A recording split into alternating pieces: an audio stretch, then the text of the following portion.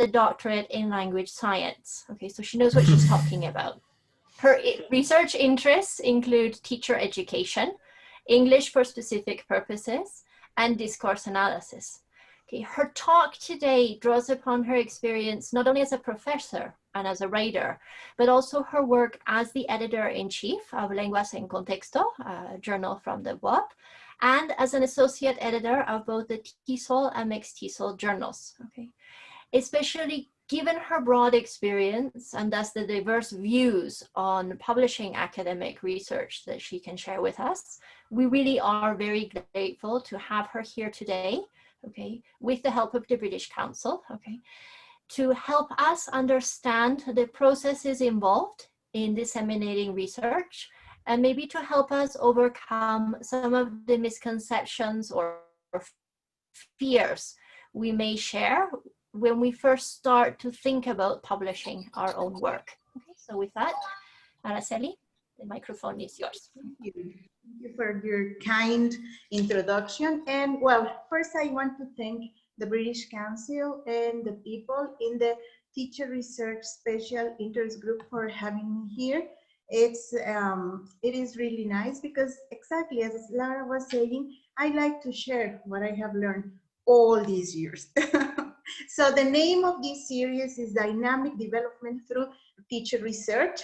I guess most of you have been here for the whole series, and the name of my presentation is Advance Your CPD and Publish Your Research. Yes, your continuous, continuous development, continuing professional development.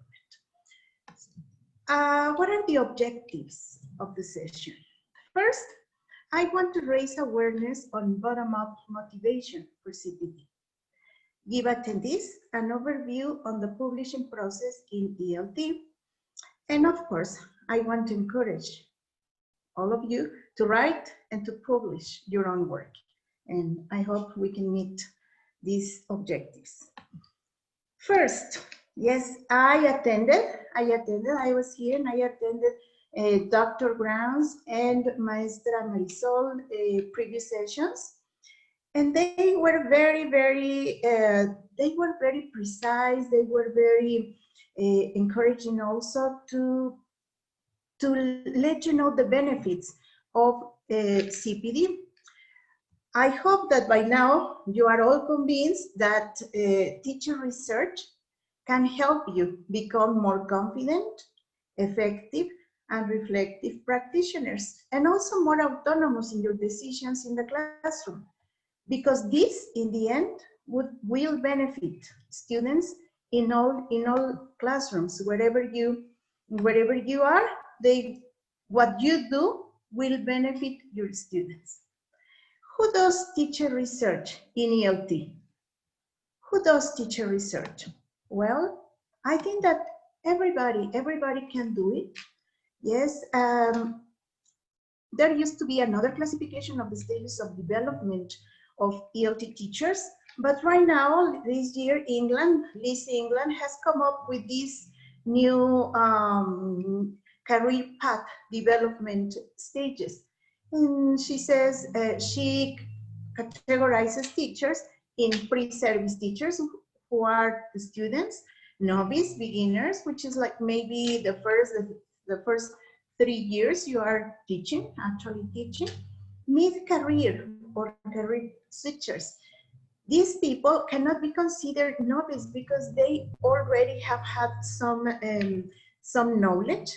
And also there are teachers who in the middle of their careers, they want to change and they start doing something different, something else.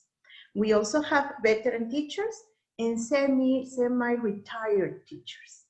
Yes, I don't know in which stage you are, but all of us, we can do CPD and we can do research. Yes, so all of you should be and should feel included in this talk. This is not only for teachers who are more experienced or who have more degrees. No, because I am going to tell you there are always ways to publish your work, no matter in which stage you are. We have two kinds of CPD, and you are not going to deny it. We have top-down CPD, the ones that institutions tell us to do, yes, command us to do. And then how do we feel? And thank you, Alejandra was talking about feelings. And right now we're going to, or during this talk, we are also going to talk about feelings, because much of what we do, what motivates us is feelings. So top-down CPD is not really nice. We feel bad. We feel that they are taking us even our free time. And so we're not happy, but there is a kind of CPD that comes from within us, that comes from the need to do something else. And I think that's why we are here at 5 o'clock in the afternoon, and after teaching all morning, after preparing classes, here we are. This is bottom up. Yes, motivation. The motivation, the kind of motivation that comes from within each one of us. So CPD is important. Why? Because it affects teachers' feelings, self-esteem, self-image, identity, and meaning. The meaning of being a teacher, the meaning of being a researcher, the meaning of being an author, as we're going to see in a minute. CPD is also liberating and rewarding and empowering. Liberating, because sometimes when other teachers are sharing their experiences, we say, it was not just me. We are all, as one of the series of webinars, we are all in this. We are all having similar experiences, unique for each person, but similar. Rewarding, because we're learning new things. We're always learning. And empowering, because now you know more. And I have to say that CPD is also addictive. We are always looking for something else. And now, what are we going to do? And now, what's next? And now, what can I do? What else can I learn?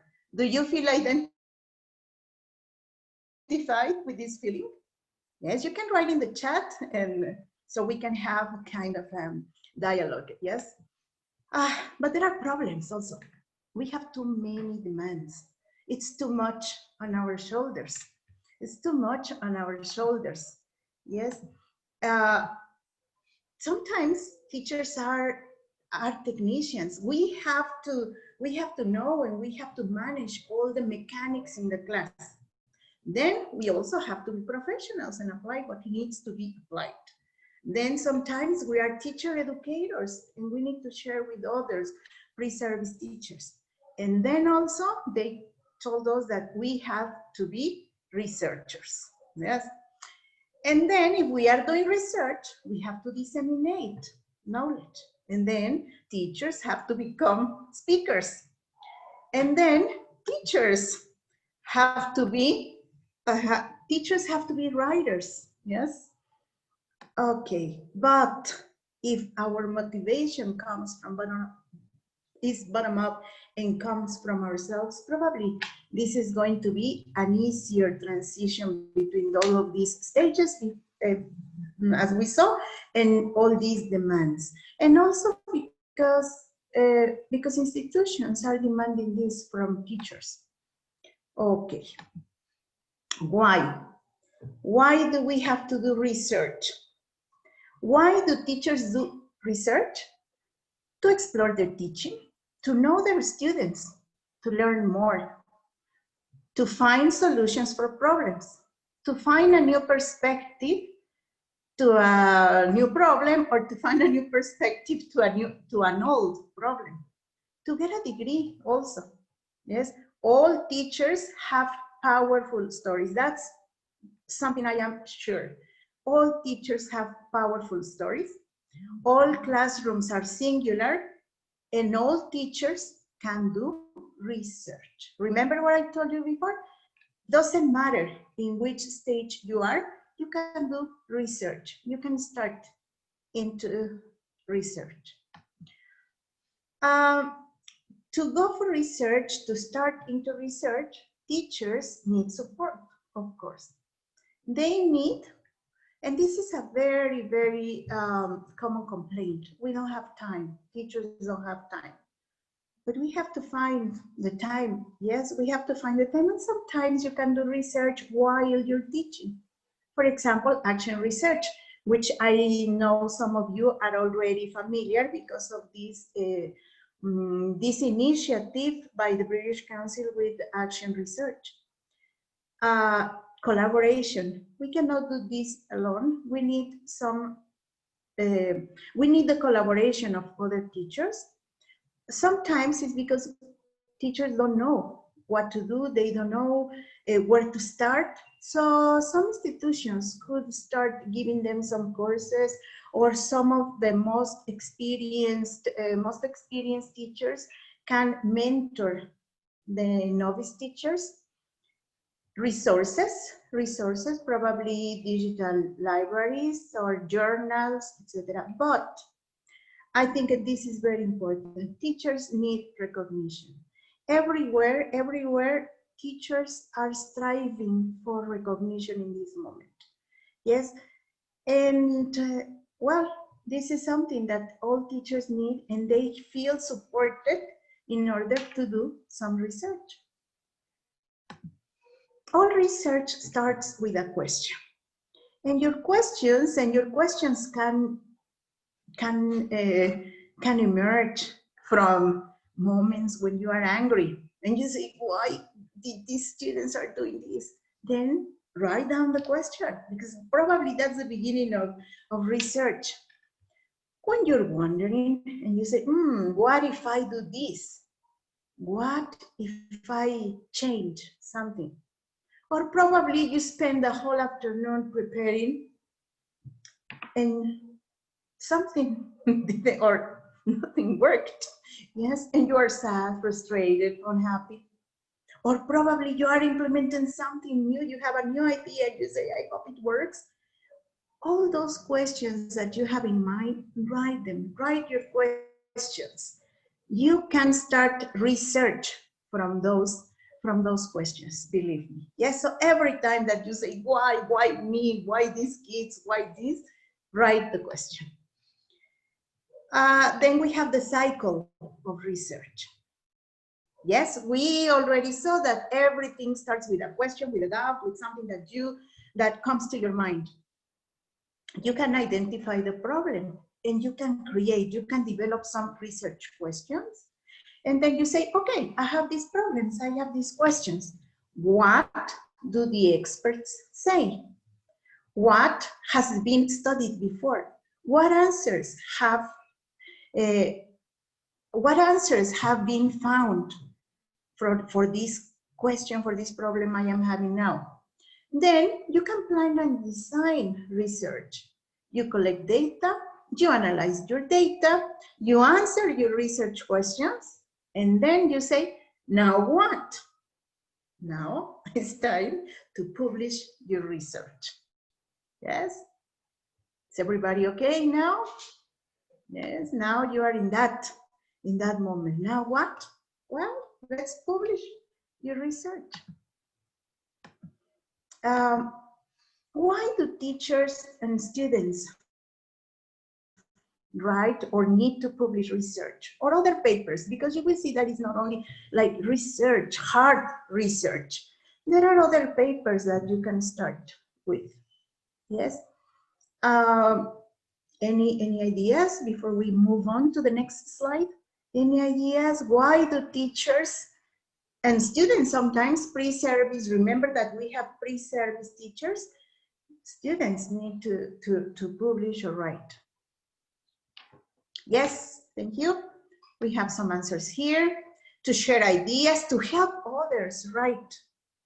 Right, to share information, right? Thank you, Alejandra, Sergio, Enrique. Let's see. Teachers need to do research, or teachers to learn, right?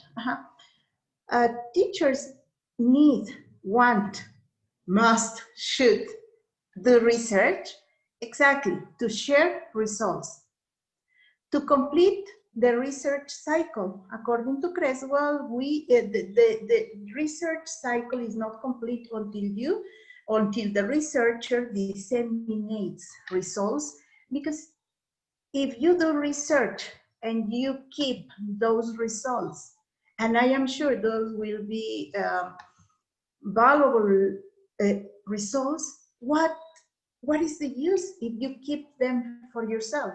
You have to complete this research cycle to contribute to the field. As I said, all teachers have powerful stories. Contribute to be part of the community of ELT authors, to graduate, probably to graduate, or to start a postgraduate program. Yes, in some schools, they to get a promotion. For example, in BUAP, we have to have the evidence of publications in order to get promotions. To be somebody, this is for the ego, why not? It's valid. We have worked so hard to be somebody in the academic virtual world. Google your name. And if your name is next to something academic, you are going to feel very, very happy. Not only next to your face account, next to memes, something more academic. To be read and cited, that is something that that can be very, very rewarding for people who do research, but also for your self-esteem. Yeah, why not? Why not? For our self-esteem, it is good. So there are, and I am sure that that you already mentioned other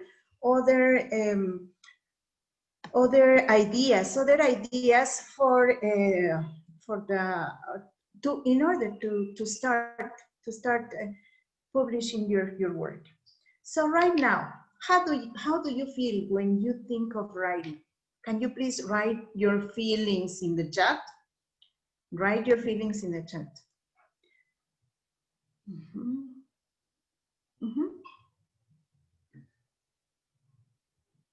How do you feel? Can you share your feelings in the chat?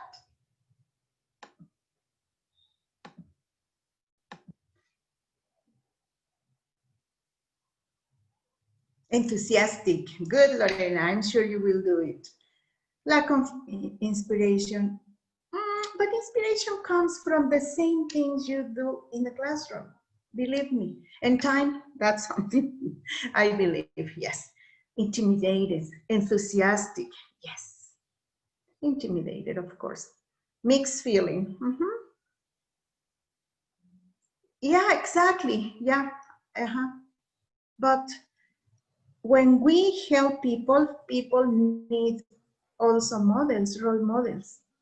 So yes, why not? Why not? Okay. So we will, I love writing, but I need, okay. Yeah, there are many reasons. And I understand those feelings because people have always said, have always shared, publishing is not easy. Publishing takes too long. Yeah. Not all journals are reliable, free, or indexed. We will check that in a minute. They won't accept my paper. I don't know how to write academically. All of these are valid reasons for feeling the way you feel. But we have to do it. We have to do it, and we have to overcome all these problems. First, where you can publish your research. There are two kinds of journals. Some journals are just or places to publish. Some of them are just refereed articles. It means that they are peer-reviewed, but they are not indexed. Indexed means that they have a certification, let's say a certification from an institution like Scopus, ProQuest, EBSCO, Latindex. In Latin America, we have Latindex from the UNAM, and these are very, very recognized journals. But you can start with refereed articles. Yes, where people or peers review your work. I have found all these journals, but I am going to talk. I'm just showing them, and I will send this to Sergio, to Elias, or Laura. And all of these are journals where you can publish your work and you don't have to pay for anything. In some countries, you have to pay. Yes, they will have the reasons, but in Mexico, in many places, you don't have to pay. Yes, you are expected sometimes to read, to become part of the reviewers later, but these are some very, very recognized journals. For example, the MEXTESOL Journal, which we are going to talk in a minute, La CLIL from Colombia, Educación y Ciencia, this is from Universidad de Yucatán, Profile is from Colombia, Estudios Educativos, this is an interesting one because this is from the IPN, the Innovación, and this is the one from IPN, TESOL Journal, Ethical Lenguas, so you have many options. Argentinian Journal, Brazilian English Language, Colombian Applied Linguistics. You will have this. People will send you these journals so you can explore, and we're going to go to something to explore this in a deeper way. But also you have the newsletters of teachers associations. Yes, that is a very nice way to start your publications. Usually teachers and newsletters are only peer reviewed, and they can give you very friendly feedback. Also, when you have time, when you have internet open, just write this, call for chapters, EFL, ESL, and you will have, I have participated, collaborated in several books by doing this, just clicking this. Yes, now we have, no, you have to choose one. You have to choose one, and if they accept it, well, you can publish, and if not, you have to wait until there is a decision made on your paper. Then you can send it to another journal. You cannot have, that is not ethical, having your text, your manuscript in several journals at the same time. Yes, okay. Let me tell you a little more about these journals where I collaborate. In Lenguas en Contexto this is the one. If you just type Lenguas en Contexto BUAP, you can find this. This is a very modest journal, and we only publish once a year, and we are always looking for reviewers. So if you are interested, contact me. The only requirement is that you have published at least once, and you can become a reviewer. MEXTESOL Journal, I am an associate editor, and that is a very good way to start your publications, because the perspective or the approach that the MEXTESOL Journal is mentoring. They will never tell you at the beginning yes or no. They will help, they will assign you to readers, reader A, reader B, and they will help you in a process of feedback corrections that can take 3 or 4 rounds. And at the end, Joan Miller, our editor, makes the important decisions. But that is a very nice way. The idea is to publish all accepted articles. Accepted means that they have gone through a plagiarism check, and then they are accepted. Plagiarism and format. We're going to see that. In the TESOL Journal, I am also an associate editor, and that is more international. But this is the younger brother, or how can we say the smaller brother, because we have the quarterly. The quarterly journal is for people with prestige, but the TESOL Journal is for teachers. The focus is teachers, not genius in writing, yes, like the quarterly. If you publish in the quarterly, it's because you are really recognized as an author, yes?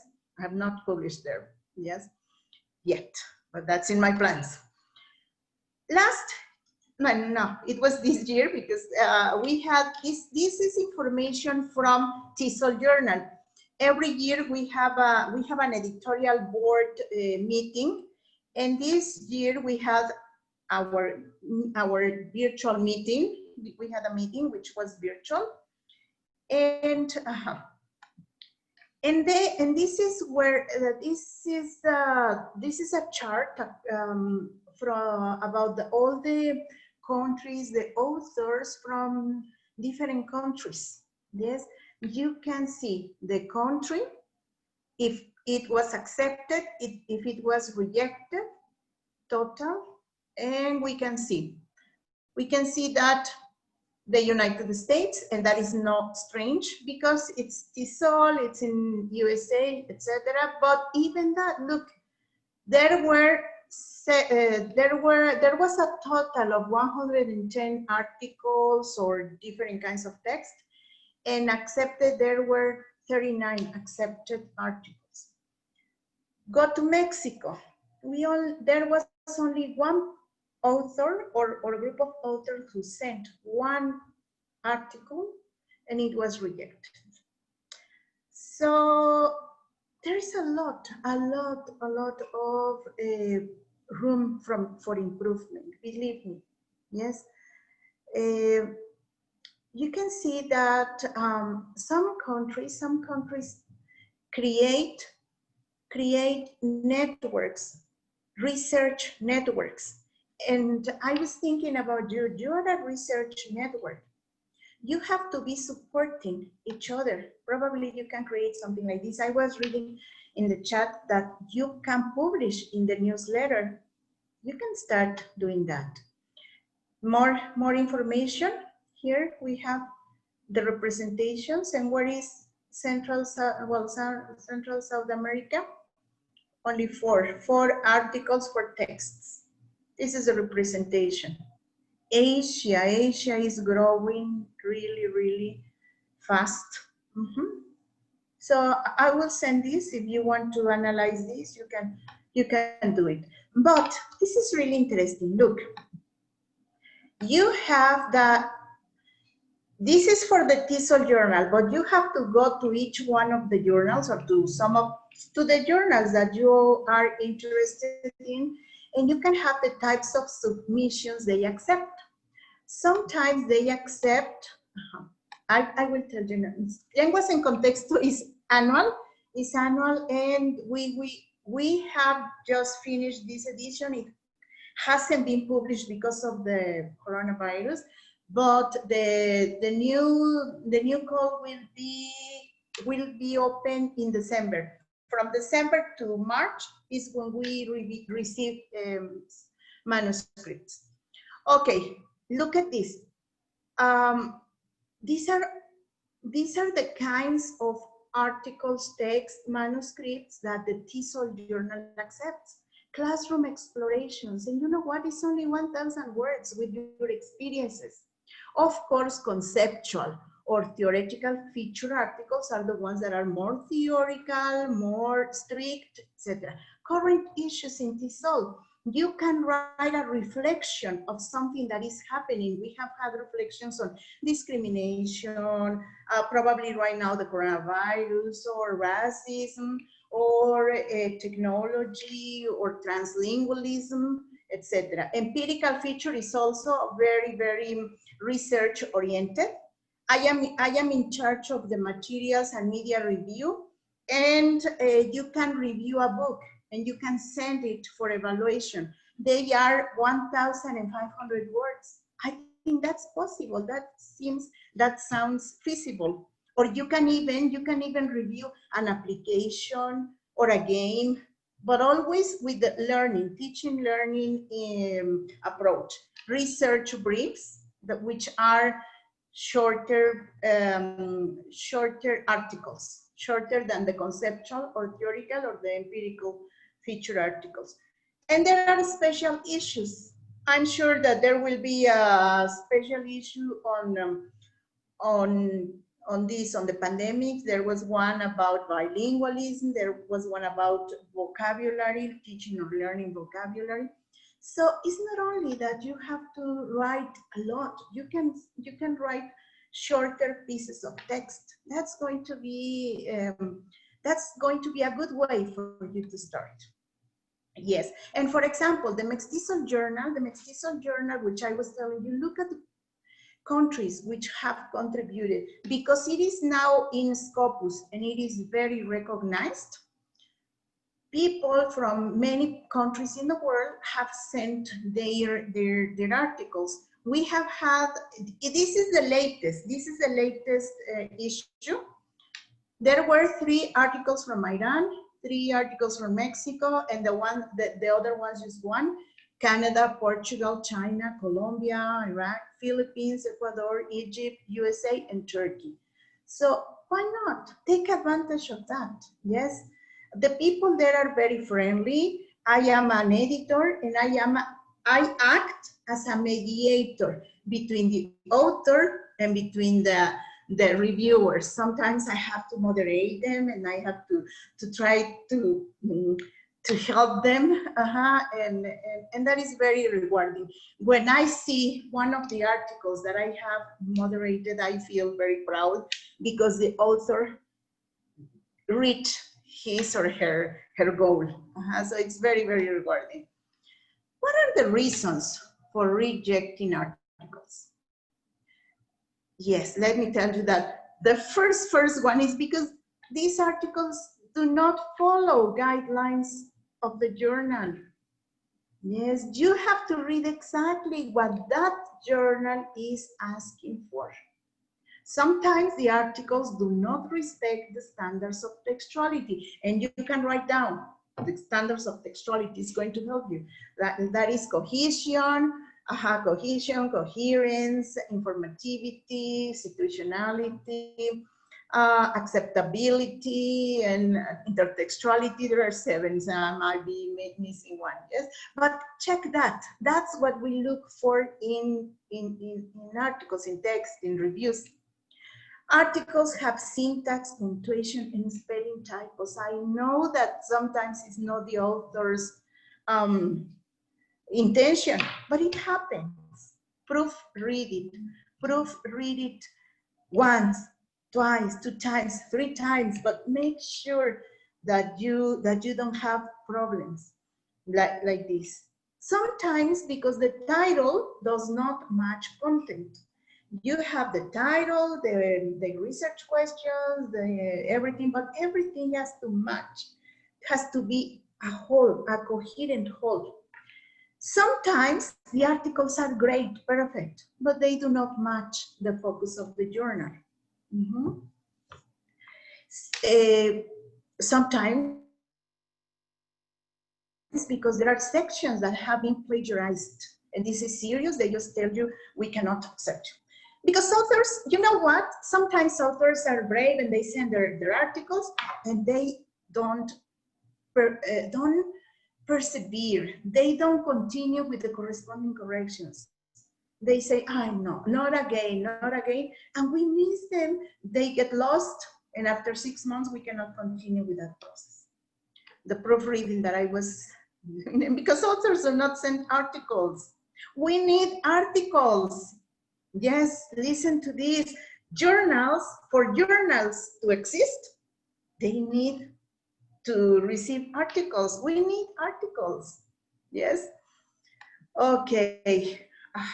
In the MEXTESOL Journal, there are about 20 articles per issue because it's just digital. What are some of the problems? Let me tell you, academic writing. It sounds threatening, but there are some things, and of course I'm not going to tell you everything in a minute, but I can just introduce you to the topic, because people are sometimes not aware of the genre. A thesis is not an article. And let me tell you something. For example, if you have your master's thesis, you can have it split in 2 beautiful articles. If you are doing your PhD thesis, you can split it in 3 beautiful articles. That's how it works. Don't waste your whole thesis in only 1 article. That is not very, that you are not taking advantage of your work, of your hard work. The register that has to do with also with the authorship. When you write an article, please never write we as teachers. If I say that, I just cross it. Why? Because teachers are teachers and authors are authors. And in that moment, you must be the researcher, or you must be the author of the article. In that moment, you are not a teacher. In that moment, you have to be objective, and you have to take the position of the writer or the author, the writer or the researcher. Yes? That what I was telling, an article is not a thesis. You can start writing about your classroom experiences. And if you don't know how to start, you can start checking this or the organization. Have you heard about this? The IMRD. This is a model. This is a model for organization of articles: introduction, methods, research, and discussion. Okay, so you can start, and you can start from that, and you can start checking the organization if you have not written or submitted an article. Also very important, sentences and paragraphs. Paragraphs are how many sentences, teachers? How many sentences does a paragraph have? Part of the science, yes. MEXTESOL is in Scopus, and yes, TESOL is in Web of Science. Yes. Okay. So, how many sentences? How many sentences should a paragraph have? From 4 to 7. That is the idea. And I have seen many paragraphs of only 1 sentence. Sometimes when my students send me something, because I help them with their thesis, I tell them, okay, read that sentence without taking breath. And if you can't, it's because you need a period. Number of authors. This is a delicate situation. In my opinion, my personal opinion, I think that 3 authors are the average and a good, fair number of authors. No more than that, because there will be people who don't contribute. Sometimes in some programs, especially to graduate, or they ask you, the supervisor, to be included in your article. Well, there are things that you have to do for the sake of your degree. Yes. Literature review. There are some classics, of course. There are some classical authors in each area, in each field, and you can mention them. But most of your references should be from 2010 and here, yes? Not older than that. And sometimes that happens with theses. Theses are done, for example, for a doctor's degree, the journey, the process is 4 years. When you finish, you have to update your references in order to publish that. So yes, it's work. But these are skills that you can learn, as you saw before. And APA is really important. There are well, you have to go to these places where they tell you how to make your references, your citations in APA. And right now it's APA 7.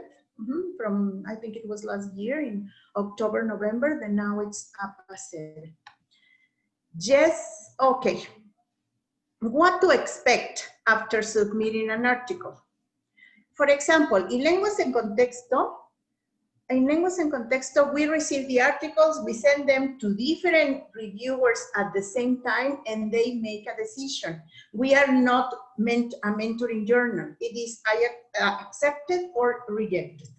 TESOL journal is the same, but the TESOL journal takes a longer time, yes? For example, in Lenguas and Contexto, if you send your article at the beginning of the year, by June, July, you already know if your article is going to be published. And while this year has been a mess, but you can understand that. I don't know when we are going to actually publish the issue, because it's ready and I have already done the work, but there are some issues that have to be done before we can publish it. And Lenguas and Contexto is usually an online version and a printed version. The TESOL journal is only online and it takes even 2 years, yes, because the process is very, very slow. In Lenguas and Contexto, we ask reviewers for 1 month to send, we give them 1 month to send the reviews. TESOL journal is 3 months, and it depends on the rounds of feedback that you receive. And then you have to stand in line to be published. So it can take you even to 2 years. In the MEXTESOL journal is between 1 year and 1.5 years, also depending on the rounds of feedback, on the times you have sent, and your review and the reviewers revise your article. So I would say that in average in publications, the publication process might take from 6 months to 2 years, or books even longer. With UNAM, I have published some chapters with UNAM, and it has taken almost 3 years. So start doing it, guys. Start doing it in this moment. What to expect? Rejection. I know it's not nice, but this is always you learn. I have been rejected several times. I have been rejected even last year, my article was rejected, but this is how you take it.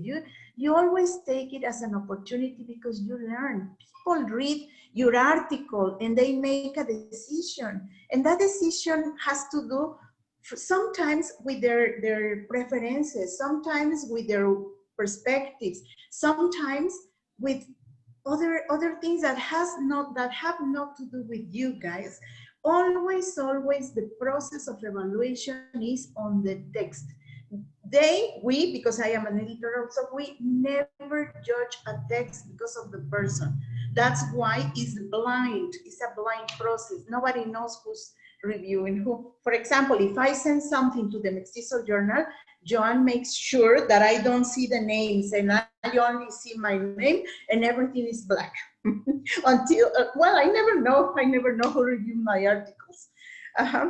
So if you receive a rejection, let me congratulate you. You have been brave enough to send something, and somebody has taken the time to read it and to make some corrections. Yes? And if you're accepted, congratulations. Congratulations, yes? It's always very, very nice to see your name next to a serious academic publication. If you want to publish your work, analyze the genre. What genre is it? Remember that genre is an example of a text. Choose your target journal, newsletter, book, etc. Check the kind of articles published. The first thing you have to do is see the kinds of articles they publish.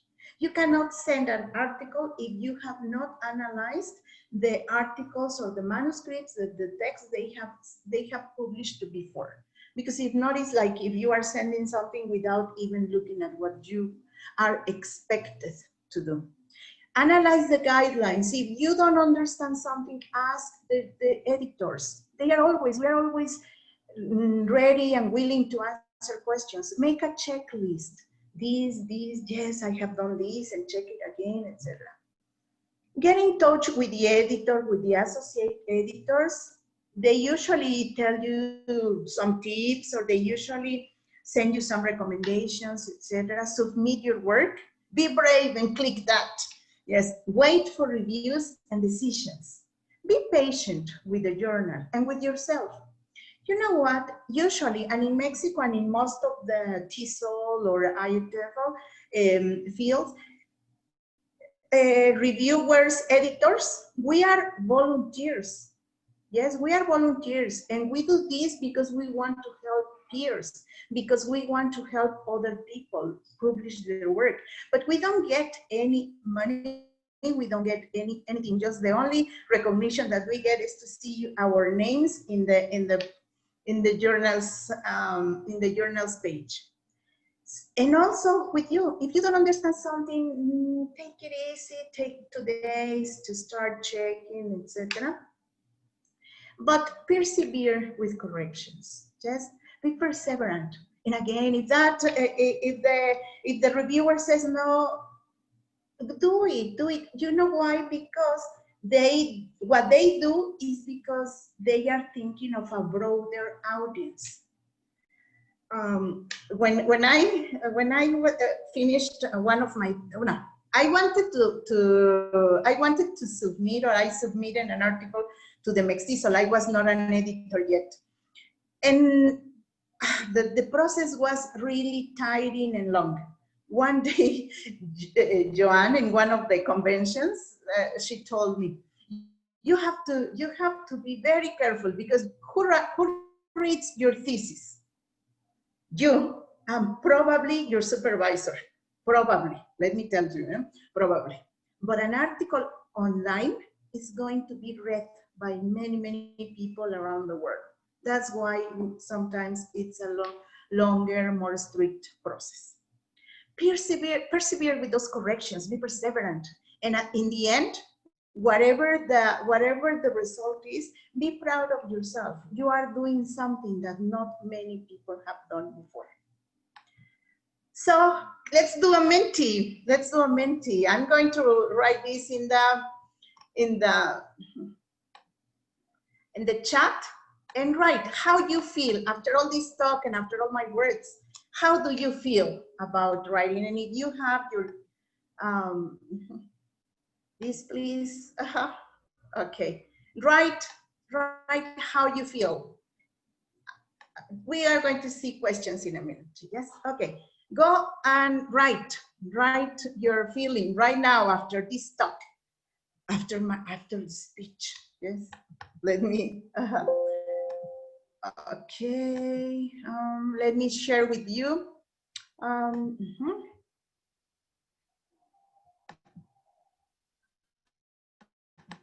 Let's see. Writing. Let's see how you feel now. Let's see if it is different from the feelings you had at the beginning. Just. Yes. Nice. Look. You feel, right now, you feel hopeful, interested, excited, nervous, challenged, of course. You would like to learn more, yes, but it has taken years to know a little. Willing to do it, great. Motivated, enthusiastic, interested, encouraged, more enthusiastic, hopeful, willing to do it. Nervous, yes, yes, yes. Of course. Thank you, thank you. And let me just continue sharing my screen. Let's finish this. So someday, I hope you can send me a mail and you tell me, I did it. Yes, I hope that you can send your mail and tell me, I did it. I could do it. So guys, good luck. This is my mail if you want to get in touch with me. I will be answering some of your questions in a minute.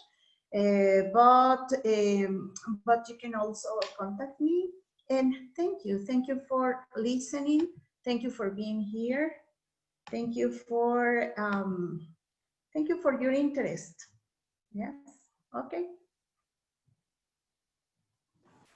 Thank you very much, Araceli. Those were some very kind words, and I think we all need them right now due to everything that's happening in the world, right? So I think I can speak and representing everyone that what you just did right now is just a great boost for our morale. What we as teachers and researchers are capable of doing. Thank you very much. Now, I have a couple of questions from some of our audience members. I'm going to share my screen in order for you to read them as well. Okay, let me stop. Okay. Thank you. Here we go. Bye, Lorena. Okay, so the first question is from Laura Saggart. She asks, do you share the sense you're also always facing that question of what next? I think we are always like that. Like, what's next? What is next? I usually in my Facebook, I am always sharing webinars and those things. Yes. So yeah, I think we all feel familiar of what is next. What do I have to learn now? What is the next step? And we have this question. Can I answer this? Can I submit an article derived from my PhD thesis? They said you have to submit 2 or 3 articles, not only one. A PhD thesis is material for more than one. For more than one article. Sergio asks, how do you decide at the MEXTESOL Journal which is a referred and which is an unreferred article? No, the authors need to decide. If the authors usually decide, and it depends also on the content, on the topic.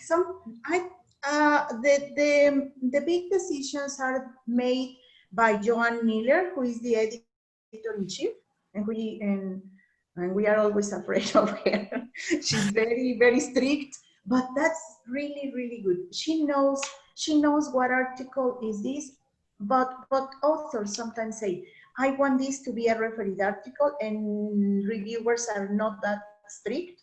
But if you want a refereed article, then we are more strict. I am in charge. I am one of the editors in charge of refereed articles, because we are 3 or 4 right now for editors, and they are from all over the world. So we are very objective. Thank you. And then Lisette asks, are the TESOL and MEXTESOL journals part of the Web of Science or Scopus? Yes, I answered that. MEXTESOL is Scopus and Latindex right now. TESOL is, I think it's included in Web of Science, but there are others, Scopus and Wiley. Wiley is publishing, but it's Redalyc also. It's also included in Redalyc. All right, thank you very much. I think those were all the questions. Let me just double check. Yes, but I'm here and I hope you all can do this. Yes. Unless perhaps there are the people who are afraid to even write questions, okay, but we like to I know. Yes. open the microphone and pose their question directly. I saw another question. Lisette says, yes, but if the thesis was published by the university, okay, Lisette, as I told you, your thesis is already in the, I suppose that is in the repository, right? In the repository of your university.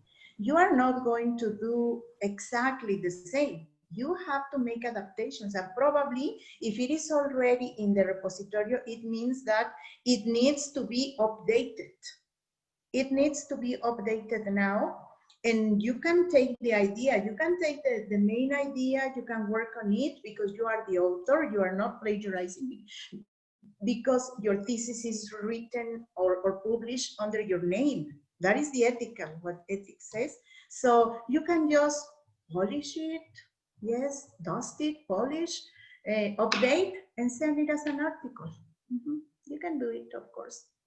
Marta, you suggest writing 2-3 articles disseminating a PhD thesis. How do you divide the content?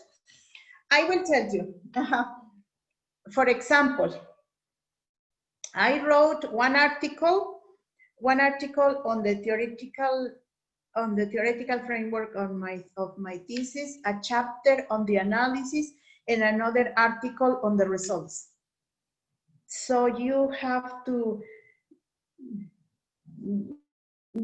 divide it because, but that's why there are different kinds of articles. So you can adapt your work. Yes, you are not going to send everything. Also, while you are in the process of a PhD, the thesis changes, yes or not? You have one idea, and then your supervisor says, no, I don't like this. And then you change, and then you, and you have several ideas. Could I, is it necessary to be a paid member? No, Maria Marta, you don't have to be a member. Of course not. You have to be a member in order to attend the conference or to see the quarterly journal. But the TESOL journal, I don't know. To publish, no, but to see the journal, yes. And if you want, you can contact me and I can send you examples of articles published, because I think, yes, you have to be a member to see the journal, but not to publish. To publish, you can send. Thank you very much. You're welcome. Is it necessary? No. Could I publish an article based on a live presentation? Like, exactly. Always. You can publish.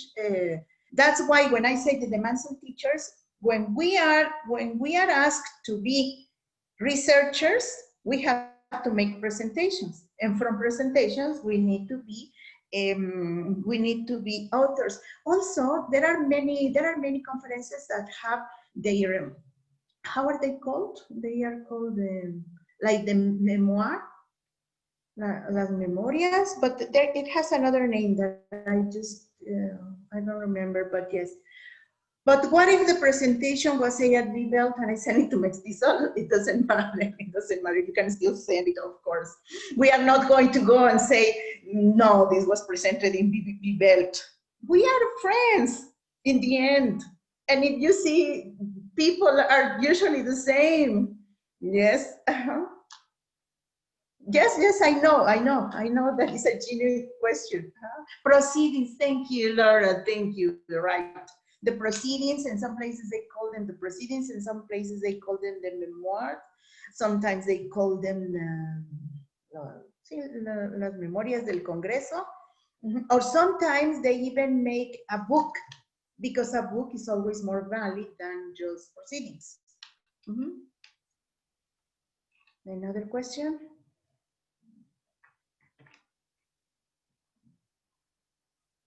Okay, selected papers. Yes, they have different names. Just in FAPI conference, I think Darío Vanegas is going to give a webinar this Saturday. I think this Saturday, yes. And he publishes a lot. I have published in a book. I published in a book that he edited, and he also asked me or invited me to write for the FAPI or for a newsletter.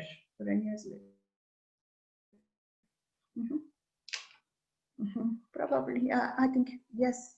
And I wrote a very brief article. Any question?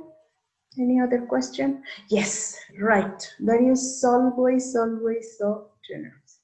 As many people here, as many people who have, who have been through a long process, that is what we have left now with what we can share.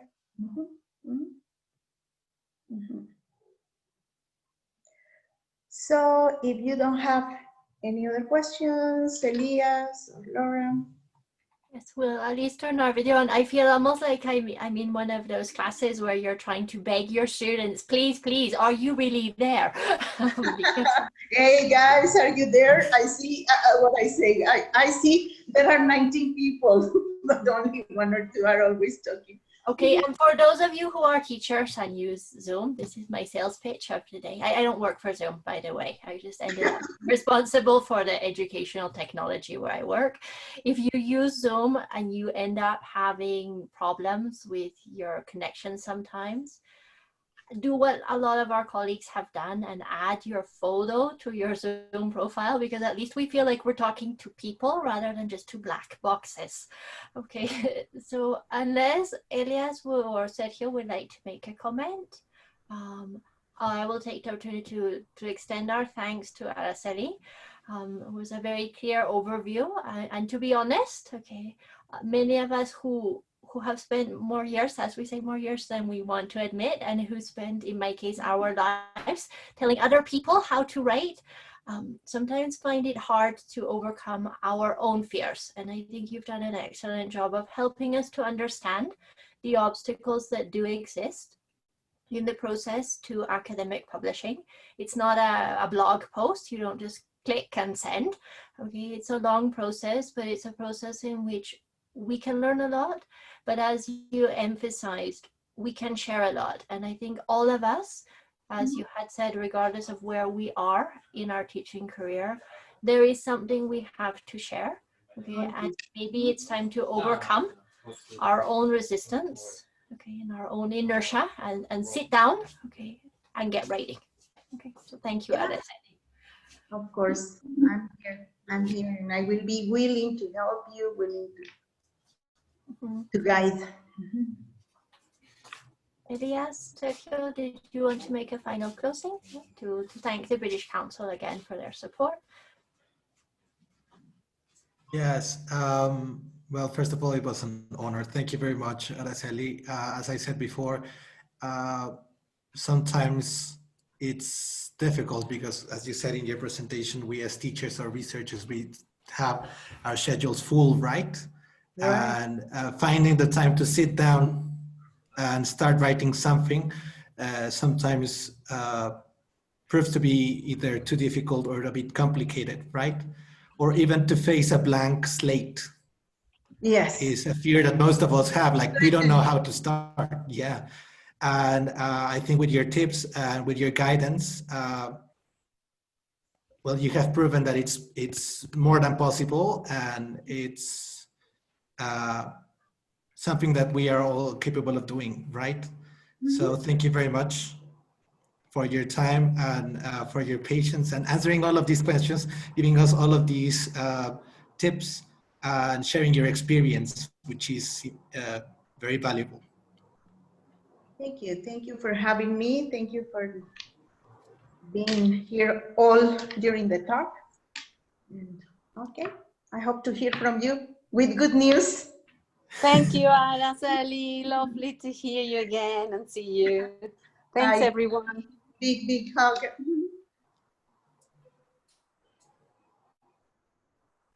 Okay. Thank you very much for everything. Thank you, Sergio, for inviting me. Good. I think you are a very good role model for everybody here. Can I share with them that? Yes, Sergio, can I share? Yeah. Go ahead. Yes. He invited me because I am the editor of an article that is being evaluated in the MEXTESOL Journal. And we started talking, and we started sharing, and I started mediating between Sergio and his reviewers, and here we are, Sergio. Thank you. I think that your experience and your role modeling is one of the best things you can do for the community, because when you are a leader, that's what you have to do. You have to show that it's possible. You have to share them when I still don't know, no news from the reviewer yet, but as soon as I get them, I will tell you. I will let you know. Yes? Thank you for your comments, Araceli. Thank you.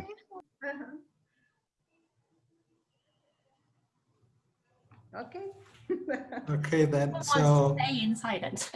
Because we're thinking, because yes. we're thinking, and we don't want to say goodbye, but we're thinking. Just a quick reminder, please remember to follow us on our social media. We've got a Twitter and a YouTube channel.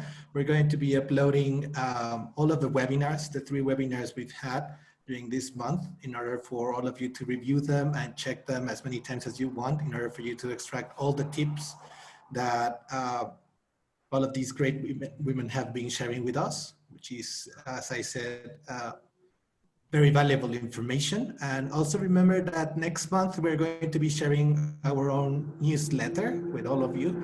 So we're also open for all of the members. If you would like to collaborate with an article, sharing your experience, as Araceli said, publishing, our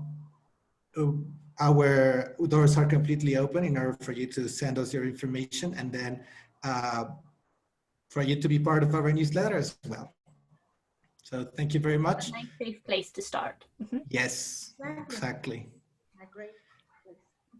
A great place to start. So I hope you have an excellent weekend, a wonderful evening as well, and we'll keep you posted with more events and more stuff. All right. Thank you very much. Thank you. Thank you. Bye-bye. Bye-bye. Bye.